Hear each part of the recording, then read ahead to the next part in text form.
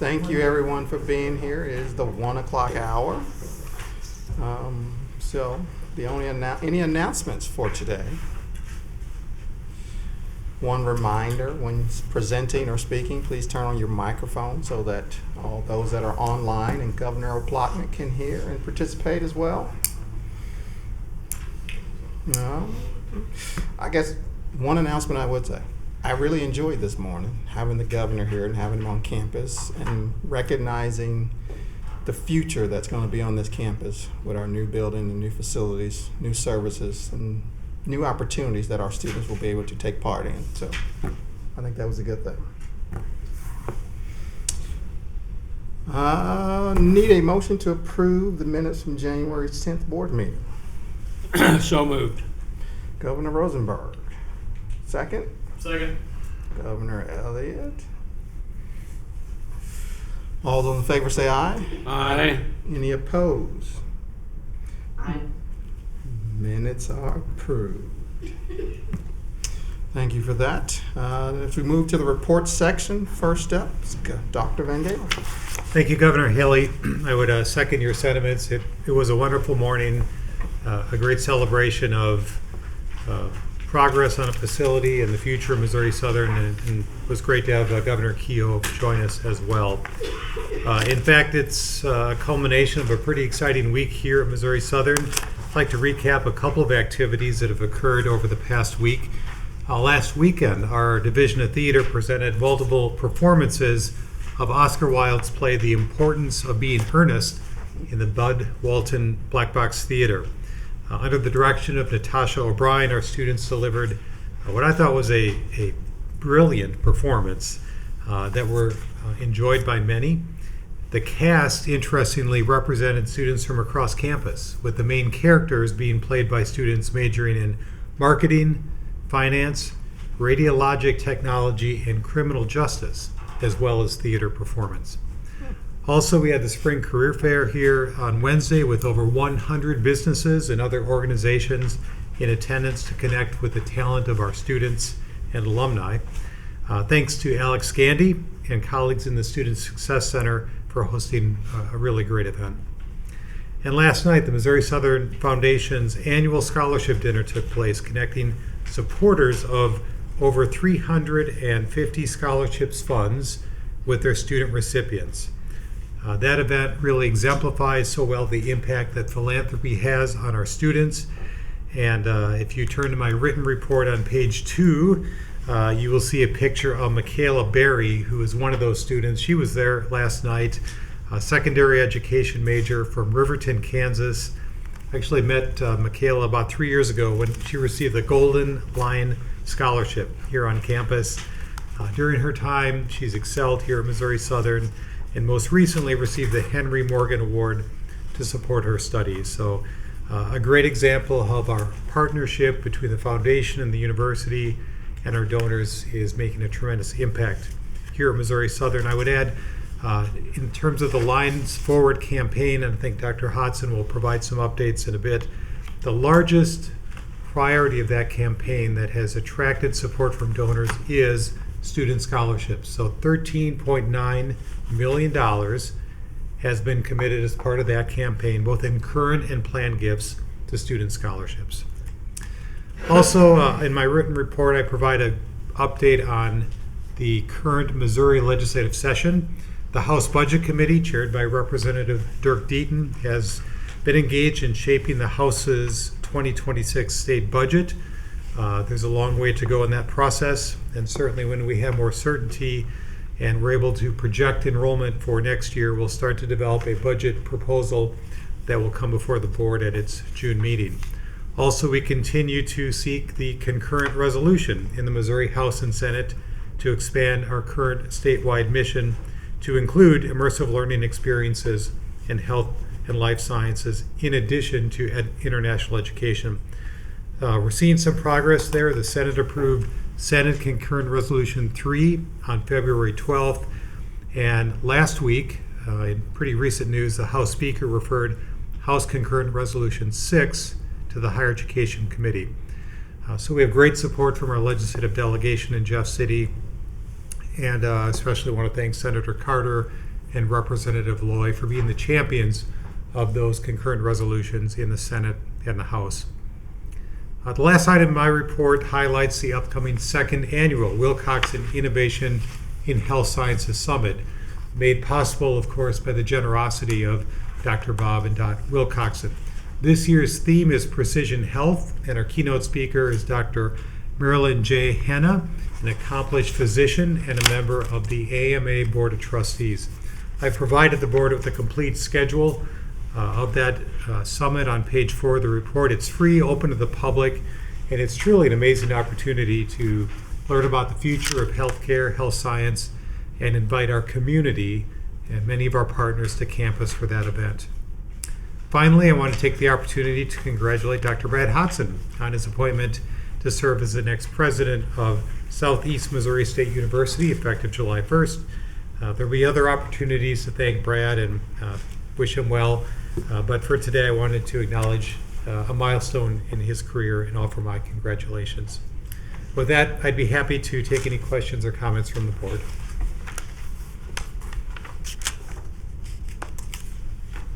Any questions for Dr. Van Galen?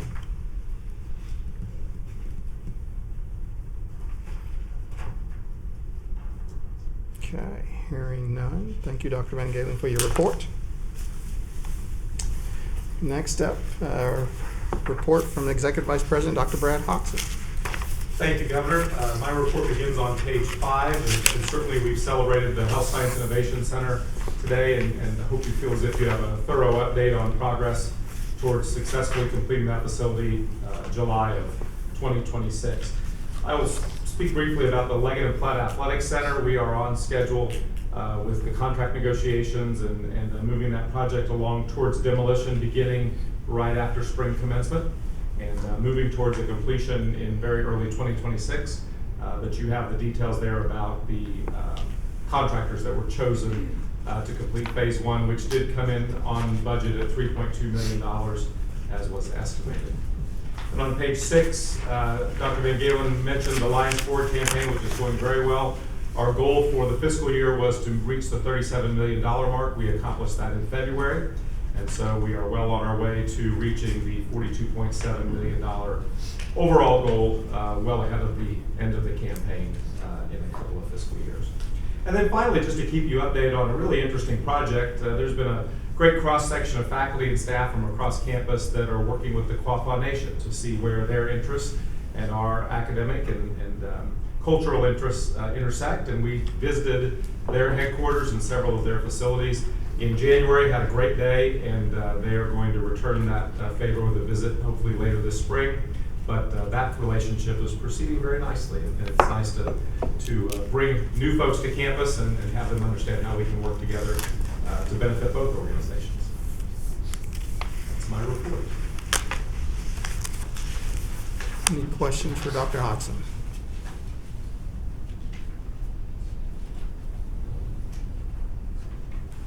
No questions? I guess from a board, we do want to appreciate your time here at Missouri Southern and wish you well on at SEMO. We don't compete against each other, so I guess you can go back to wearing red, and we like green. That's gonna be a big change. Thank you very much. But enjoy Cape Girardeau. Thank you. All right. Next, report from Provost and Vice President of Academic Affairs, Dr. Lisa Toms. Well, good afternoon. On March 10th, this past Monday, Missouri Southern and Northwest Arkansas Community College signed a memorandum of understanding that will facilitate the transfer of their students to our campus.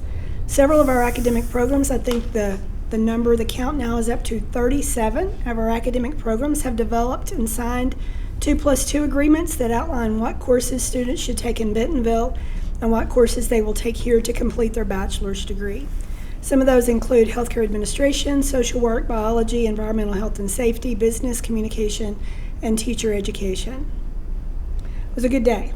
They were very appreciative of our efforts, and we took 12 people to Bentonville for that signing, and they were pleased to see that many of us there as well. So MSSU has been, on a completely different note, officially designated as a host institution for the care, conservation, and breeding of 2 subspecies of the critically endangered spider tortoise, and I will not try to say the Latin designation for those animals. These tortoises are among the most endangered reptiles on the planet and one of the smallest, growing to just around 5 inches in length. This initiative is a part of a collaborative effort with Zoo Knoxville, a leader in reptile conservation, and presents an incredible opportunity for both our university and our students. Our congratulations to Dr. David Penning for his hard work in securing this opportunity. In his words, other universities teach about conservation of endangered species. MSSU students perform it. Great designation there. On February 26th, the second Rod Anderson Sport and Recreation Management Symposium was held. The focus was on current issues in NCAA sports, specifically name, image, and likeness in the transfer portal. There was a panel discussion over lunch with several local and not so local folks attending. And Jude Kelly provided the keynote address that evening. He is the athletic director at the University of Maine. Finally, the League of Lions and the Green Bandana Project hosted the 3rd annual International Women's Day Wednesday evening. This year's celebration at Missouri Southern recognized and highlighted the contributions of multicultural women within our faculty, staff, and student body, showcasing their achievements and the impact through a lioness panel. It was the mistress of ceremonies was Mary Van Galen. It was an opportunity to network and celebrate the advancement of women. That concludes my report. I'll take any questions. Any questions for Dr. Thomas?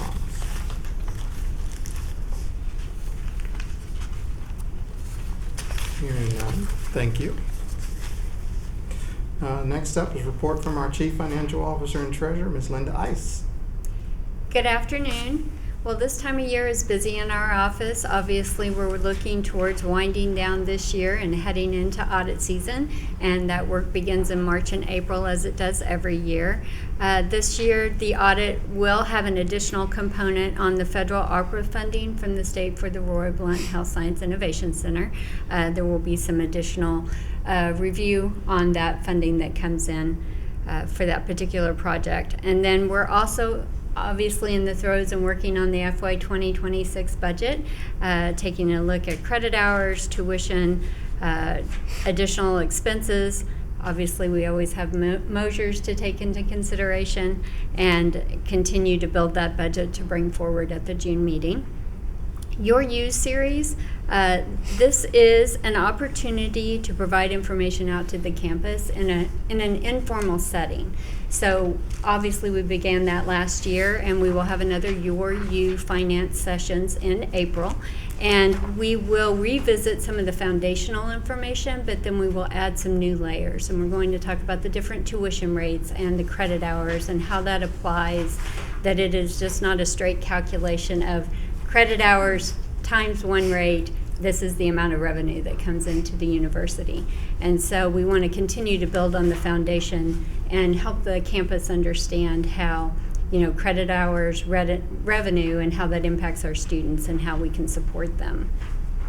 Financial Services is working on a project along with the information technology team to move away from paper checks to ACH payments. This is a long process. It will take some time, but we are making a lot of headway on that. It's great for our vendors. Obviously, they receive faster payments. We find people will update their checking account information sometimes before they will update their address information. So this will help with return checks or lost checks or delayed payments. And it will help with efficiency, obviously, in our office. And we all know that postage is not getting any cheaper. So we're really excited about that project. And then yesterday, not in my report, we celebrated and had Southern Summit on campus, and that's a professional development event. We had over 20 sessions yesterday, and those are offered from our university employees, from our peers and experts, and it ranges from student support, leadership, to new initiatives on campus. We get to engage with other other departments across campus and learn about how they are serving our students. And the keynote speaker was Elisa Owsley, and her topic was curiosity as a superpower. And you may recall she was the commencement speaker last year at the May commencement ceremony. So she did a great job, very engaging, very funny, and definitely makes you think. So we really enjoyed her presentation. We'll move on to the financial statements, and it is for the period ending February 28th of 2025. Cash balance is at $25.8 million. This is about $500,000 up over the prior year. When we move to the statement of net position, we have assets of $206 million. We have liabilities of $132 million. We have net assets of $74 million. Some of the biggest movement on the statement of net position is the student accounts receivable, where you can tell month over month. We had a reduction of $900,000, and that's really where the financial aid has came in and paid on student accounts. So last year, all of that happened in January. This year, there was a little crossover in February, and so it takes a little timing to catch up on that. When we move to the comparative statement of revenues, expenses, and changes in net position, our operating revenue increased by $1.2 million. That is made up of tuition of an increase of 1.4 over the prior year. State grants, you can see on there that it does show a difference of a decrease of $700,000. And again, that is timing in the issuance of the grants to the students, and while we are waiting reimbursement on that. Operating expense increased by $4.6 million. A piece of that obviously is our compensation, that is up by $1.1 million. Other expenses in there includes Mosers, which is about a $380,000 increase. Non-operating revenues increased by $1.6 million. Obviously, the appropriation base increases in there, and we continue to see reimbursement from the Science to Job funding. Income before other revenues in the current year shows an increase of $4.5 million, and the prior year shows an increase of $6.3, which reflects a decrease between the 2 years of $1.8 million. Other revenue, obviously the Health Science Innovation Center state capital appropriations is at $8.4 million. We continue to receive those reimbursements very timely. When we submit those, we typically have a reimbursement back within 3 or 4 days. So we appreciate that. And then the capital gifts are also funding the Health Science Innovation Center. I'll answer any questions. Any questions for Ms. Ice? I have one quick one. Yes, Your sir. transition to ACH payments, Yes. will that include refunds to students? That is already in play and has been for quite some time. It is not mandatory that they have to sign up for an electronic refund, but we do have a significant amount of students that already receive their refunds that way. Good. Linda, this is Anita. I have a question for you. What are we receiving on all that cash deposits through the bank? If I remember correctly, you were telling us that we are locked in and that we get a pretty good interest rate. Do you recall what that is today? I do. The latest interest rate we're receiving is 4.4%. Great, thank you. You're welcome.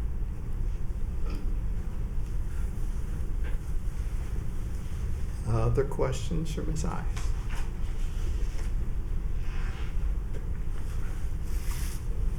Okay, hearing none, I need a motion to approve the financials.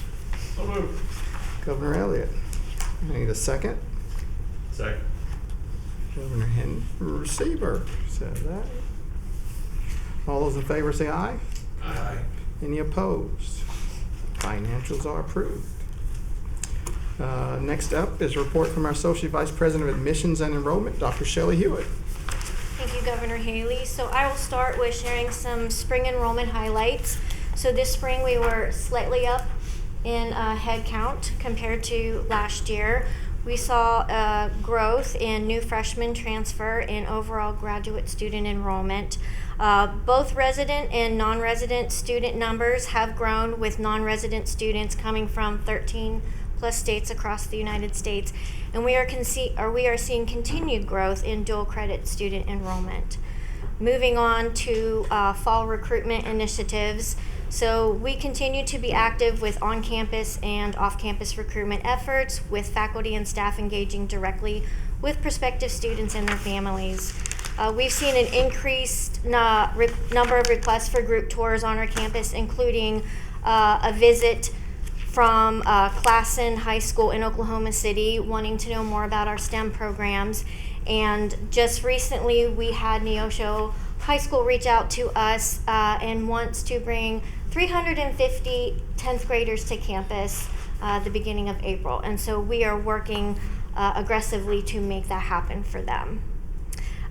We completed our green and gold tours at Riverton High School for the spring semester, generating strong interest in MSSU.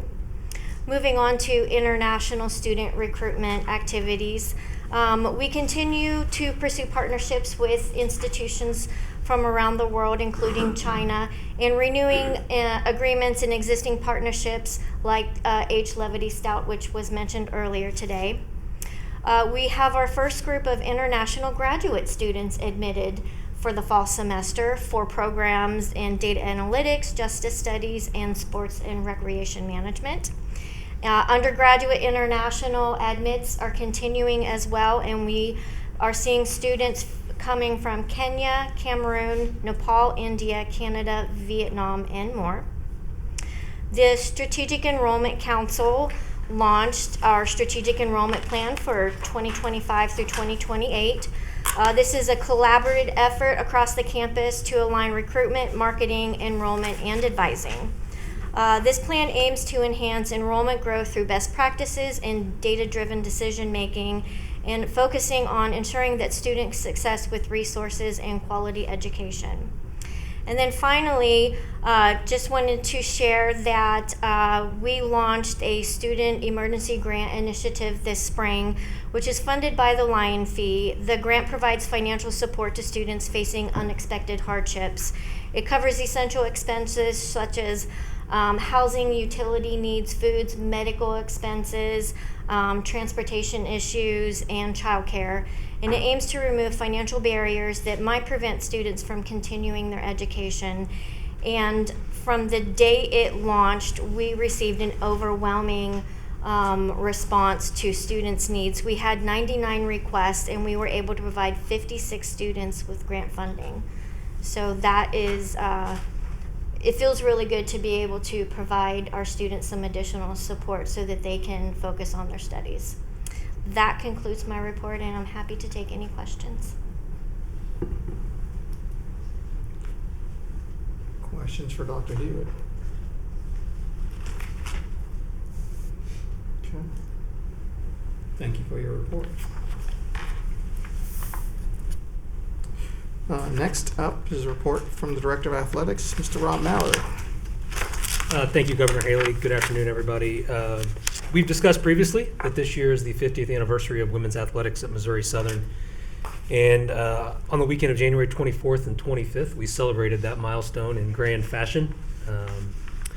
We had more than 350 former female student athletes return to campus for at least one event, as there were multiple events throughout that weekend, including a dinner and social, a brunch event, recognition during our basketball games that Saturday, and at brunch on Saturday morning, the reading of a Missouri Senate proclamation from Senator Jill Carter. It was a great weekend. We've gotten tremendously positive feedback about it. Undoubtedly, the highlight, I think, for everyone was just seeing these women come back to campus, reunite, share memories, tell stories, and have fun being back here at Missouri Southern. This week, we are wrapping up winter sports with our men's and women's indoor track and field teams participating at the Division II National Championship meet in Indianapolis. Those teams both finished fourth at the MIAA Championships a couple weeks ago, highlighted by 9 all-MIAA performances. 10 student athletes qualified for the Indoor National Championship meet, which is part of the Division II Winter Sports Championship Festival. Standout performance, undoubtedly, Joy Udo Gabriel, who at the MIAA championship meet shattered the all-time NCAA Division II record in the 60-meter dash. Joy is a sophomore sociology major from Nigeria who ran a blistering 7.13 seconds in the 60-meter dash, actually the 5th fastest time across all levels of college athletics this year. She will compete in the finals tomorrow at 1:45 p.m. in Indianapolis. And then lastly, recently, the athletic department wrapped up our second annual Lion Pride Giving Challenge, an online campaign designed to generate philanthropic support for our athletic programs, either for specific projects or just to allow us to provide the best student-athlete experience possible.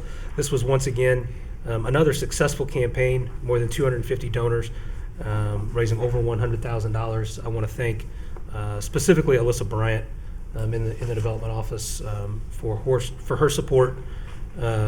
Over the 2 years of this campaign, more than 500 gifts have been received and more than $220,000 raised for our student athletes.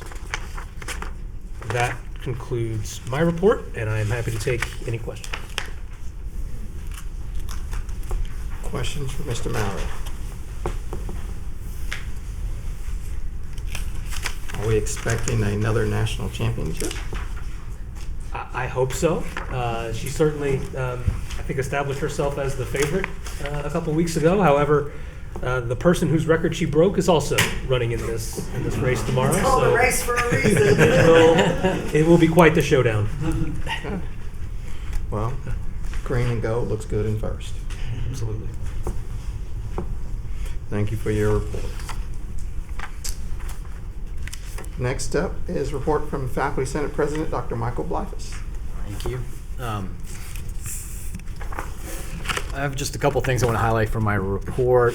One is my colleague to my left here, Rob Mallory, visited Faculty Senate at our, wasn't our last meeting, it was the one before that, and very graciously answered many questions from Faculty Senate and withstood the mild grilling that he got from a number of members, and we're looking forward to continuing increased communication between faculty and athletics, and I think it was productive, and thank you for visiting and sharing with us. A couple of other items I'd like to highlight from my report connect to compensation in one or two ways, and I'm anticipating, or from Faculty Senate, some requests in regards to compensation in a couple of different avenues. One being clarity, a little more clarity in the handbook about some of the policies, and another would be some recommendations from the Welfare Committee just as far as prioritizing any potential raises that might come, because there's been a couple of categories that feel like they've been lacking for a while. But other than that, one other thing the Faculty Senate is working on that I think I mentioned at the bottom of my report is the emergency employee fund that we're trying to sort of restart that exists already, and it's similar to the student emergency fund that you heard about, where it'd be funds available to employees if they encounter emergency that's not covered by everything else, and apparently there is a fund that does exist, but it had been forgotten about and sort of left behind. So we're trying to restart that committee and make it available again. This came about because at the beginning of the fall semester, there was a new hire who had an emergency happen, and it was at a time where it was kind of difficult for him, and there was a request, and so we looked into it, and we've discovered that there is some funds out there, and we hope to restart it. And that concludes my report. Questions for Dr. Blyfus? I guess you'll be talking to Linda because budget time is one. I guess so. Okay. I have a question. Yes. Can you describe it, very high level summary form, what the currently existing salary aversion policy is? Just briefly, I know policies aren't brief, but. Yeah, I don't, as far as I understand it, It says it's in practice, but not written. there's as far as I understand, there's a pay equity review every 3 years to make sure that the inversion does not happen. As it's laid out in the handbook, though, it's not entirely clear what the procedure is, and that's where the committee's asking for more clarity for the procedure. Because right now, as far as I understand, the pay equity review is something that's initiated through Faculty Senate, where they look at all the departments and make sure there's no real inversion. Is pay equity review and salary inversion the same term in your vocab? The pay equity review tries to look for salary inversions and make sure identify any that might exist. Okay. I don't mean to be dense, I guess. I'm just No, it's trying to fine. understand. Yeah. I'm trying to get clarity. Yeah, so the pay equity review looks for the salary inversions, and as far as how the salary inversions are handled, I don't think that's entirely clear in the handbook, and there's a request for more clarity as far as that goes. Does that answer? Well, you're not proposing anything today. You guys are working on it. So Yes, I guess exactly. We'll have No. another Yeah, we're certainly not opportunity to proposing review anything it. today, no. Speaking of the faculty handbook, not the employee. And Yeah. there are several policies and practices that are in the faculty handbook that are not in the employee handbook. This is Okay. one of them. Yeah, it says it's currently practiced, but it's not included, so you're saying it, I get it, okay.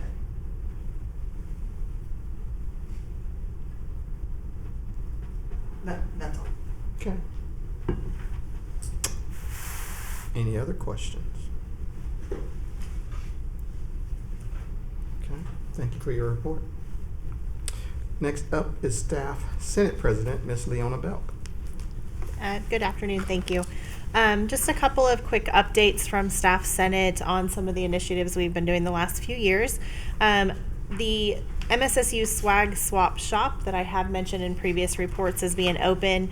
I went ahead and took some pictures to share with you guys in the report so you can see the actual setup now that we have the shelving units in place. So that's ready with t-shirts, polos, jackets, backpacks, jewelry, bow ties. There's a little bit of everything in there. We are going to actually host an open house in April.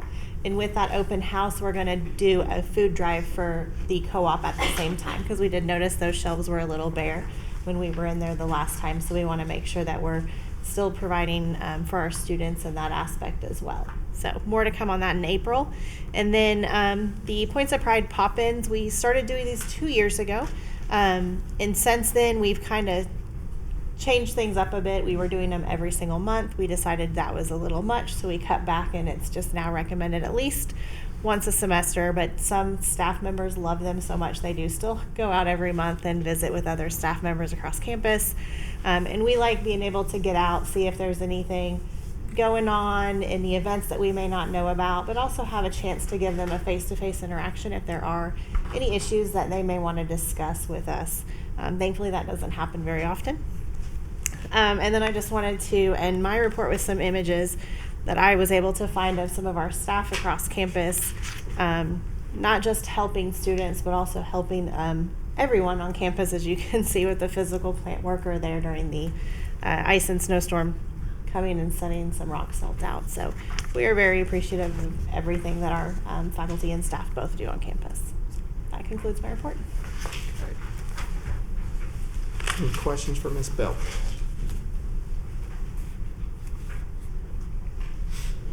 Okay, thank you for your report.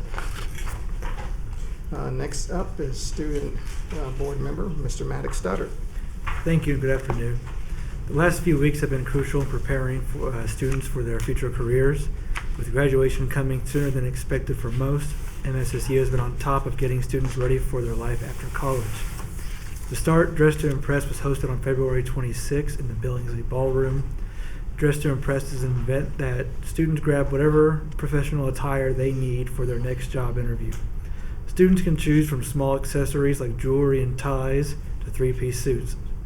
All of this is provided at no cost with no limit to the number of items students can take. Dress to Impress is one of the events on campus that prepares students for the Spring Career Fair. The Spring Career Fair took place in Leggett and Platt Athletic Center this Wednesday, and it brought in more than 100 different companies and organizations. The opportunities these companies are offering include part-time, full-time, and internships. This event provides students with a valuable opportunity to explore career paths and establish professional connections. Another great event that was hosted at the beginning of this month is the College to Career Marketing Analytics panel. Students are given the choice to visit in person or join by Zoom.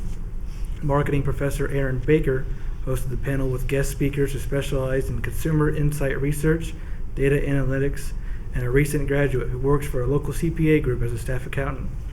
Panels like this are important to students in their junior and senior years because they learn about transitioning to a career after college. Looking ahead, spring break begins next week and students are eager for a well-deserved break. Whether heading home to see family or on an annual vacation, many are looking forward to the downtime before the final stretch of the semester. With these events behind them and more opportunities ahead, MSSU students are well on their way to successful career paths. And that concludes my report. Great. Any questions for Mr. Stutter? Big spring break plans? 0. No.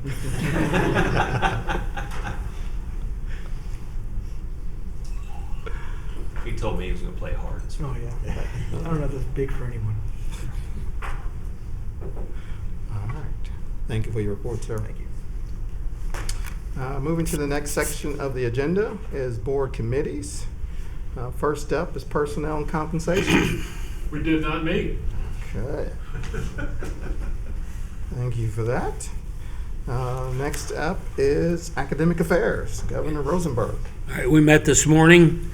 We discussed some new programs, and the committee approved new programs in Child Studies Certificate, Basic Language Competency Certificate, and a Bachelor of Science in Educational Studies.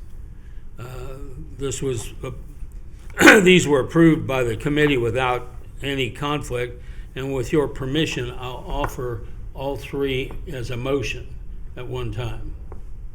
Works for me. I have So I offer that a motion.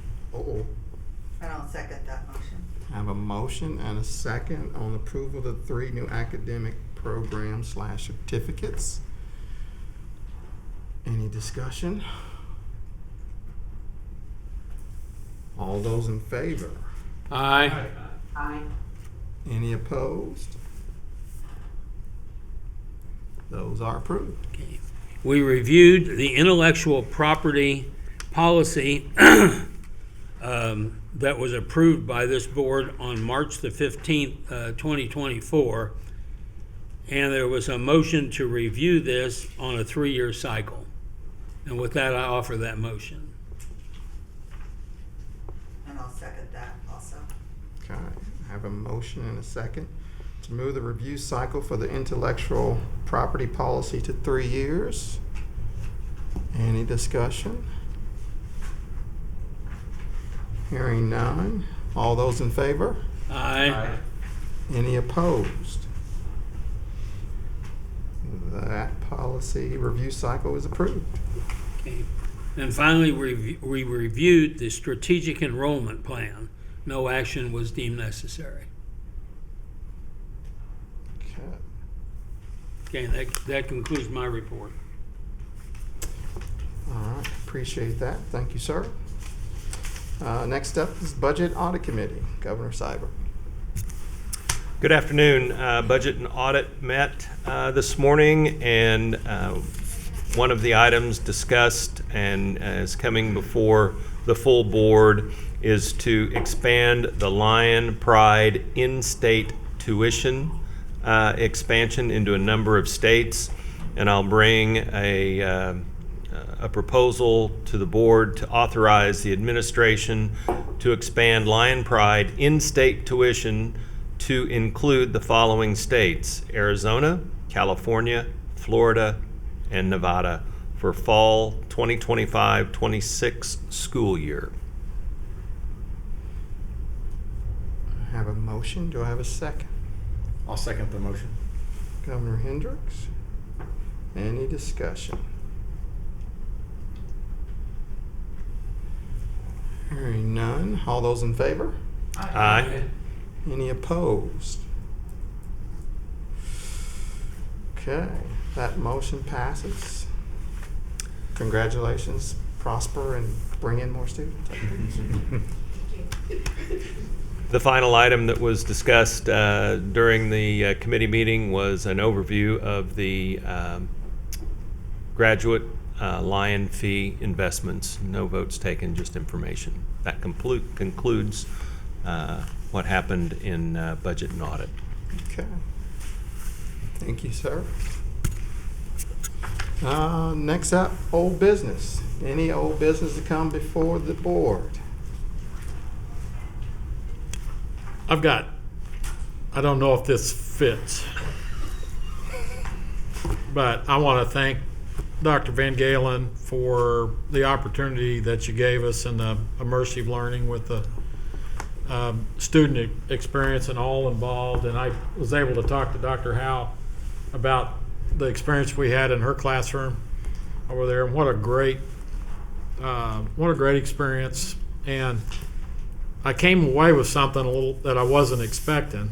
That was a common thread amongst all the students that we were able to talk to, is what a great relationship our students have with the faculty.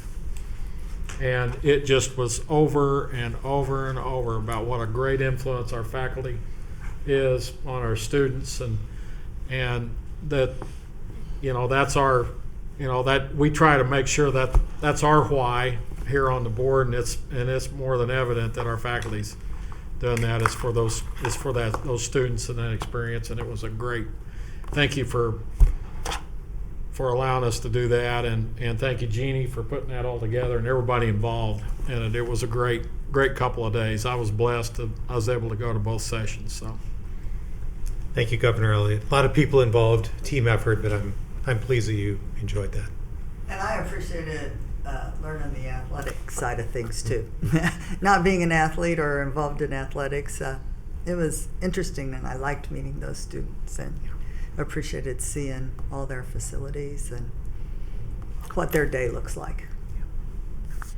and I was on the front row at the cadaver lab, and the rest of my fellow governors shrank back. I would like to know that for the record. You were the human shield. That's exactly right. That's leadership right there. Okay. Governor Elliott, thank you for that. Any other old business?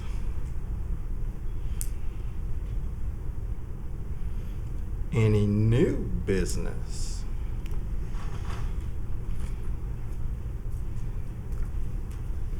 Not new, but I do have a question. It's going to go back to Dr. Tom's report. The rare tortoises, I'm assuming they're not going to be kept in the reptile lab. Dr. Lewis, would you like to answer that? Actually, they will be housed there, Oh. at least initially, and we have space for those. We're planning for that.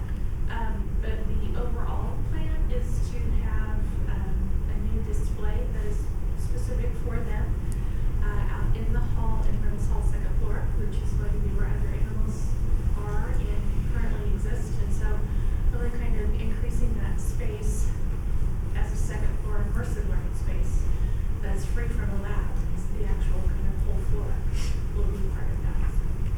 I will tell you that recently I set up with Dr. Penning for my grandchildren. The 1-year-old wasn't real excited about it, but two of my grandchildren and their parents to go and tour the second floor. You've never been in there, you ought to. There are all kinds of critters in there that I didn't even know existed. And then to go into the reptile lab and the human neurology lab. It's quite fascinating. I'm not a big fan of mice, but those students are so thankful for the opportunity for the research that they do in those labs. That research gets them, not only the pre-vet students get admitted to veterinary school, but just the fact that they've done research helps our pre-vet students to get admitted at a much higher rate into their professional programs. And it's just a great, when they bring school children on campus and take them through the second floor, it's a great outreach. You don't like mice, I don't like snakes. I actually touch the snakes. I don't even go into the room where the mice are. All right. Future date, next board meeting is June 12th. I do not believe we have a need for executive session. And we have graduation May, what? May 10th. May 10th. Okay, so yes. Do we know when the pinning ceremony is? For what? The nursing, for the nursing deal we were gonna. Give us a minute. We have multiple pinning ceremonies with all the different Okay. healthcare.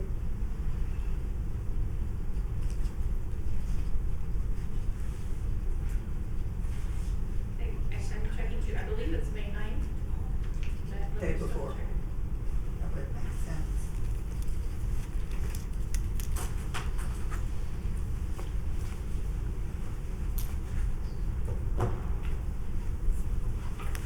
Yes, on May the 9th, that's a Friday. And nursing pinning ceremony is, I have it on my calendar at 6 p.m. So somewhere in that vicinity. We have dental hygiene pinning at 2, respiratory tech pinning at 5, nursing at 6, and rad tech at 7:30. Yes. Can you send those out? Can you send those out to the board? Oh, certainly. Perfect.